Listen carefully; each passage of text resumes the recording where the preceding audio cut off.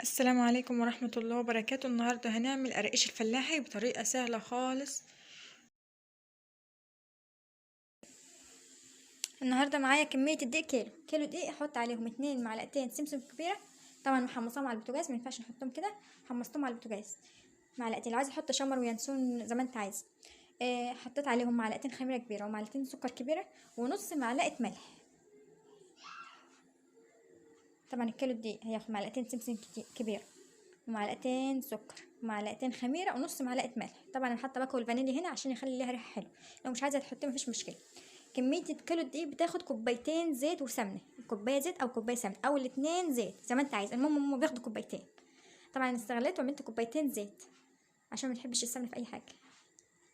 كوبايتين زيت يعني الكميه كوبايتين، حطهم زي ما انت عايز، زيت وسمنه، زيت بس زي ما تحبي.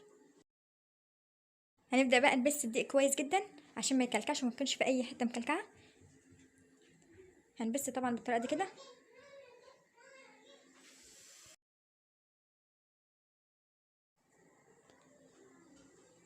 معايا هنا كيلو دقيق بياخد مني كوبايتين لبن، الكيلو ياخد كوبايتين لبن حليب.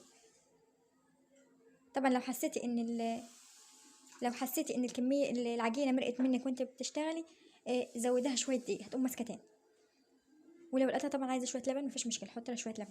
عايزه تعمليها بميه مفيش مشكله، بس الدقيق طبعا بيخليها مغذيه شويه. طبعا انا عجنتها شويه حلوين، بس انا سرعت الفيديو عشان طبعا ما ياخدش وقت كبير. طبعا العجينه خلاص كده ما عادتش لازقه خالص، يعني طلع منها حته كده متبقاش لازقه في ايدي. هنعجنها بقى، هنفردها على طول، هنعملها زي ما احنا بنشتغل كده، وبعدين نجيب السكينه ونقطعها.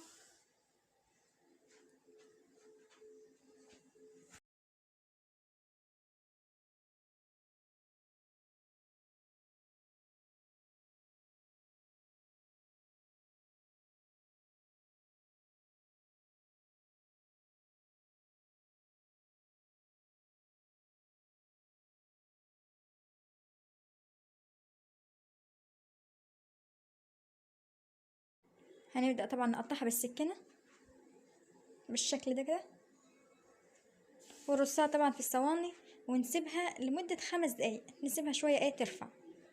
فاحنا هنكون محضرين الفرن سخن، هندخله الفرن السخن على درجه 200، وهنفتح عليه الشوايه ونفضل طبعا قبل لغايه ما تتحمر خالص، ونقدمها جنب كوبايه شاي.